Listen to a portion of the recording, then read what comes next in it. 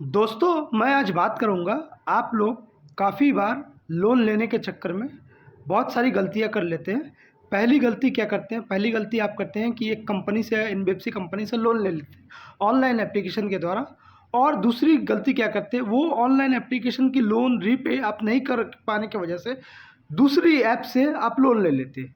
फिर ये दूसरी ऐप आपके सिर पे वो बर्डन बन जाती है, आपकी वो टेंशन और बढ़ा देती है, क्योंकि उसका रीपेमेंट आपको करना रहता है। तो दूसरी ऐप की वजह से आप तीसरी से भी लोन ले लेते हैं।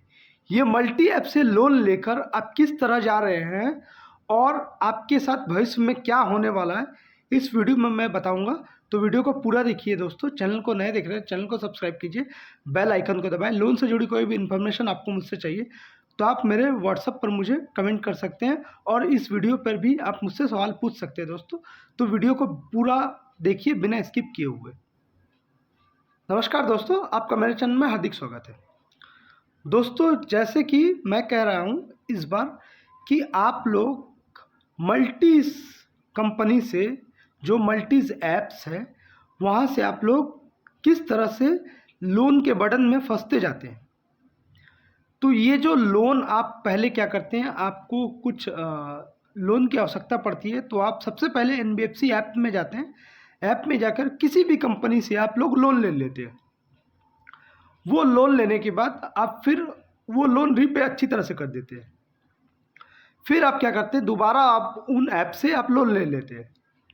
ये लोन लेने का सिलसिला ये बराबर जारी रहता है। जारी रहते रहते आप एक समय ऐसा प्रॉब्लम आ जाता है कि आपको वो लोन की ईएमआई जो है वो फेल होने का डर सताती है। तो आप क्या करते हैं, आप दूसरी ऐप से वो लोन ले लेते हैं। लोन लेकर वो ऐप की लोन और इस ऐप की लोन, दोनों की ऐप की लोन की ईएमआई आपकी अब बढ़ रही है। और आप क्या करते हैं, आप सोचते हैं कि मैं ये ऐप से लोन लेता हूँ और इस ऐप से मैं लोन का रीपेमेंट कर देता हूँ। तो ये आप गलती यहीं पे कर देते हैं। अब क्या होता है, ये आप दो ऐप अब चला रहे हैं, दो ईएमआई दे रहे हैं। जहाँ पर आपकी ईएमआई थी मान लीजिए 3,000 रुपये, अब आप वो ईएमआई दे रहे हैं 6,000 की। तो आप जब 6,000 करीबन 2-3 महीने तक चलने के बाद आपके पास फिर प्रॉब्लम आती है, तो आप क्या करते हैं दोस्तों, आप फिर तीसरी ऐप से लोन ले लेते हैं। आप पहले ही फर्स्ट और दो, एक और दो ऐप से लोन लेकर आप फंस चुके थे। अब आपको लगता है कि नहीं, ये दोनों ऐप की भी मैं ईएमआई बाउंस कर दूंगा तो मेरे सिबिल पे इफेक्ट हो जाएगा। यहाँ पर दोस्तों आपकी सबसे बड़ी गलती रहती है, क्योंकि दोस्तों अगर आप कोई भी एनबीएफसी से या कहीं से भी आप कोई भी लोन लेते, पहले दोस्तों आप एक लोन को कंप्लीट कर लीजिए। इससे क्या होता है, आप इन फ्यूचर में आप डिफ़ॉल्टर की ओर बढ़ते हैं। डिफ़ॉल्टर की ओर बढ़ते बढ़ते बढ़ते बढ़ते एक समय ऐसा आता है दोस्तों, आपके पास सेटलमेंट करने के लिए भी पैसा नहीं रहता है। तो दोस्तों अगर आप कोई भी एक ऐप से अगर लोन लेते हैं तो लोन को रीपे करने की कोशिश कीजिए। अगर बहुत इमरजेंसी, बहुत ही नीड पड़ती है दोस्तों, तब आप दूसरी ऐप से लोन लीजिए। एक ऐप लोन ना ख़त्म करने के पहले दूसरी ऐप से लोन ना लें। अगर इमरजेंसी है तो दोस्तों तभी समझ बूझ के लें, क्योंकि इन फ्यूचर आपको अगर ये लोन आप रीपे नहीं कर पाते तो आप डिफ़ॉल्टर बन जाते हैं और आपको भविष्य में किसी तरह की कोई भी लोन नहीं मिल पाती है दोस्तों। ये दोस्तों हर एक किस्म के आदमी के साथ, हर एक व्यक्ति जो मेरे सब्सक्राइबर है, जो मेरे मित्र है, जो मेरे परिवारजन हैं, हर किसी के साथ अभी यही हो रहा है।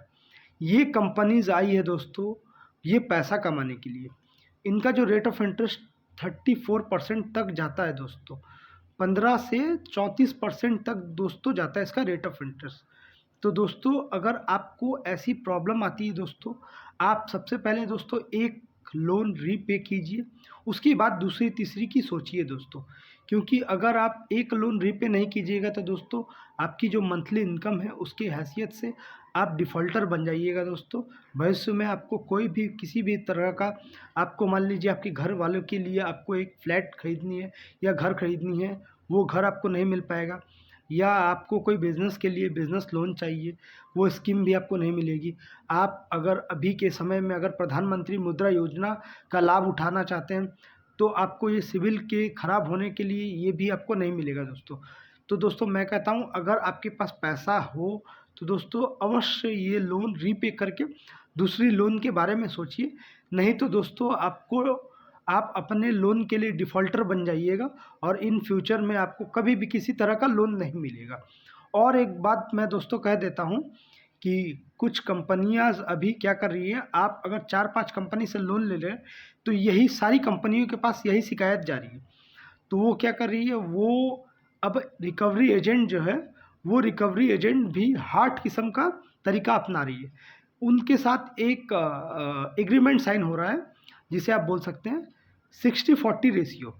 60-40 रेशियो मतलब मान के चलिए, अगर आपके पास से किसी भी ऐप से आपने लोन लिया था, अब वो ऐप आपसे 100 रुपये पाएगी, तो वो जो एग्रीमेंट कर रही है जो थर्ड पार्टी एजेंट के साथ, जो कंपनीज़ के साथ, वो 60-40 रेशियो मतलब हो रहा है कि अभी दोस्तों 40% कंपनी के पास पैसे जाएगी, 40% कंपनी के पास पैसे जाएगी, 60% जो कंपनी वो पैसा रिकवर करेगी उसके पास पैसे जाएगी दोस्तों।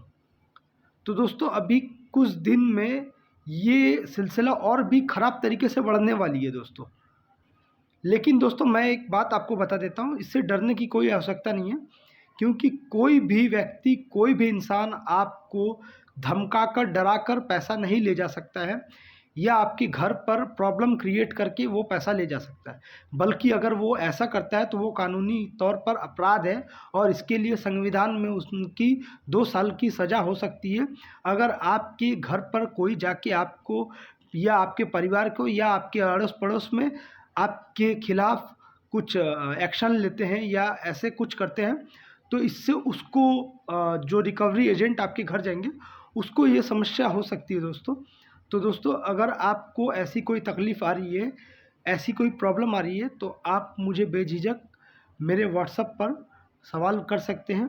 और कॉल जो आप करते हैं मुझे, मैं सिर्फ शाम 7 बजे से रात 9 बजे तक कॉल अटेंड कर पाता हूँ। और इसके बिहाफ़ अगर आपको व्हाट्सअप करना है तो मेरा व्हाट्सअप नंबर आपको डिस्क्रिप्शन बॉक्स में मिल जाएगा, तो आप मुझे बेझिझक व्हाट्सअप कर सकते हैं दोस्तों। तो दोस्तों वीडियो को अच्छा लगा है तो एक लाइक अवश्य कर दीजिएगा दोस्तों। तो ऐसे ही इंटरेस्टिंग वीडियोस के लिए मेरे चैनल को सब्सक्राइब कीजिए, बेल आइकन को दबाएं दोस्तों, और अपने मित्रों के साथ इस वीडियो को शेयर कीजिए कि वो भी इस तरह की लोन में ना फंसे। एक लोन परिशोध या एक लोन पे करने के बाद ही दूसरा लोन ले दोस्तों। ये दोस्तों पर्सनल लोन बहुत ख़तरनाक चीज़ होती है, अगर आपको नीडेड है तभी ले, वरना मत ले दोस्तों, अवॉइड कीजिए दोस्तों। आज के लिए इतना ही दोस्तों, मिलते हैं नेक्स्ट वीडियो पर दोस्तों। नमस्कार।